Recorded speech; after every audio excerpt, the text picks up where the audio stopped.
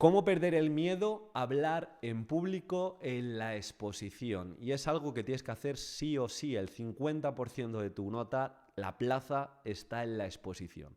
Siempre digo que una gran exposición te puede cambiar la vida, pero si tienes mucho miedo a hablar en público, si te pones muy nervioso, si no controlas tus emociones, no se te va a entender y no vas a crear ese efecto potente de ser recordado delante del tribunal. Así que vamos a ocuparnos desde una perspectiva racional y emocional para solucionar este problema. En otras ocasiones os he comentado que yo tenía glosofobia. En la primera carrera que hice en magisterio me escondía continuamente y ese miedo a hablar en público venía de una experiencia traumática de mi primera exposición, que me puse muy nervioso, que empecé a dar la espalda, que no me sabía comunicar, que se empezaron a reír de cómo hablaba, empezaba a sentarme cuando no tocaba, en definitiva no pude controlar mis nervios.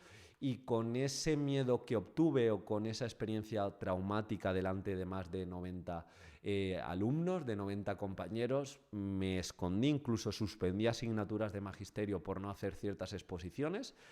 Y luego, en la segunda carrera, cuando hice la segunda carrera también relacionada con educación, esto lo pude solucionar. ¿Y cómo lo solucioné? Yendo a la raíz del miedo. Es decir, ¿por qué había hecho una mala exposición o por qué había tenido una experiencia traumática? Sí, por cómo había interactuado conmigo el público, genial, se habían reído, me habían mirado con caras raras, incluso la profe me puso mala nota y me dijo que no me la había preparado, pero de manera racional, ¿por qué hice esa mala exposición? Pues de forma franca, fue porque no ensayé prácticamente, porque improvisé de un tema que no dominaba, porque estaba continuamente pensando en mí, en lo que pensarían de mí, en falta de confianza y propuestas prácticas de lo que iba a exponer.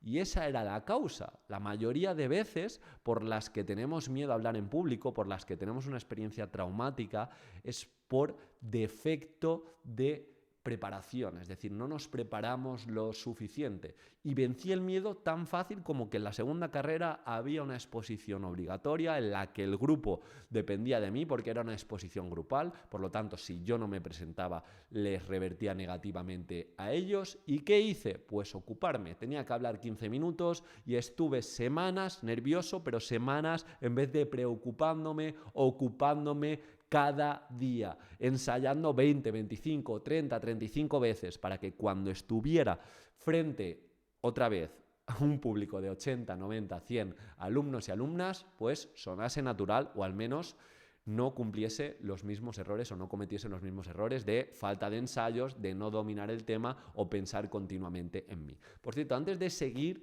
venciendo este miedo a hablar en público, te quiero recordar que este próximo 9 de abril a las 6 de la tarde hacemos nuestra primera clase gratuita sobre comunicación, sobre exposición y sobre mejora del discurso. Si quieres optar a la máxima nota en la exposición, apúntate cuanto antes, lo tienes en el comentario fijado. Y dicho esto, seguimos.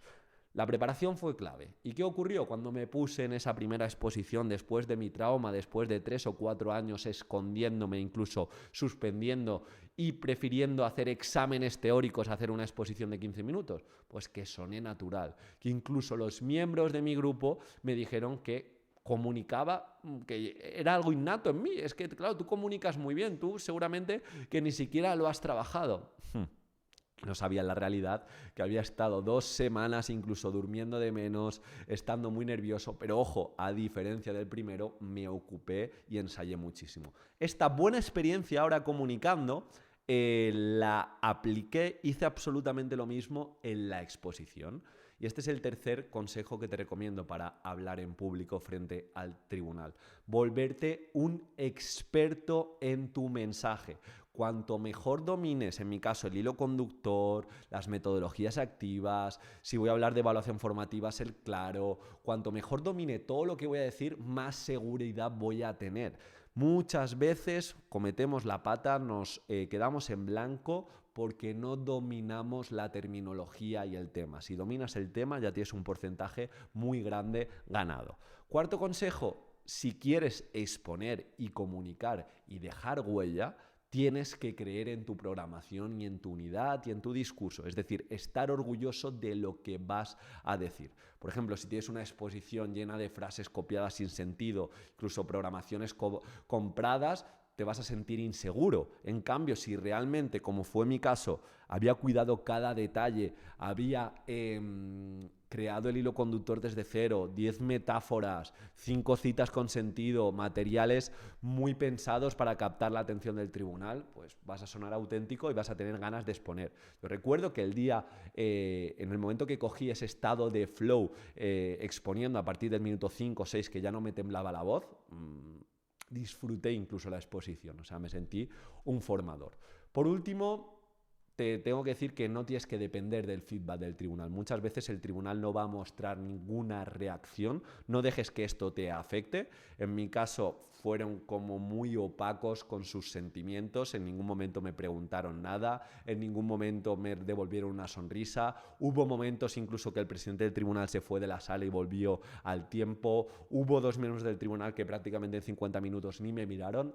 Yo, independientemente del feedback que me diesen, sabía que los 50 minutos tenía que darlo absolutamente todo. Y así fue. Me fue bien, pero no por suerte, sino porque apareció la oportunidad y creo que supe dejar huella. Y por último, está genial, ya has entendido la raíz de tu problema, ya te vas a empezar a ocupar, pero ejercicios prácticos que te recomiendo que empieces a exponer diariamente, y no te digo que expongas durante 1 hora ya todo tu discurso, pero sobre todo el inicio y el final.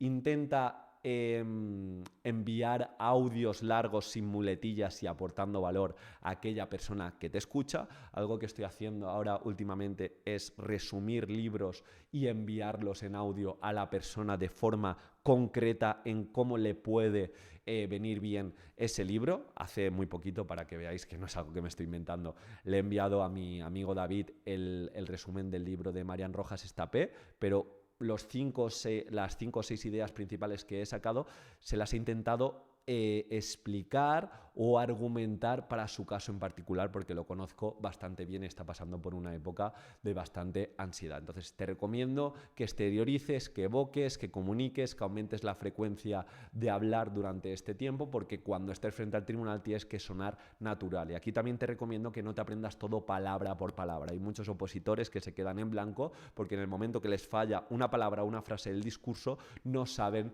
cómo seguir. Otra de las cosas que hice fue simular el tribunal, es decir, colocar esas 5 sillas delante de mí, incluso poner muñecos y repartir miradas y saber ya cómo me voy a mover. Y ya, pues, ciertas propuestas, una vez que tienes interiorizado el discurso, una vez que ya sabes lo que vas a decir, empieza a grabarte para introducir ciertas pausas estratégicas, jugar con el ritmo y la entonación de voz y reducir muletillas o reducir frases hechas o reducir frases complejas para facilitarle la vida al tribunal. Espero que te haya aportado. Sé que vas a hacer una gran exposición porque no vas a pensar tanto en ti, sino en el mensaje y en la gran experiencia que le vas a hacer sentir al tribunal. Un abrazo.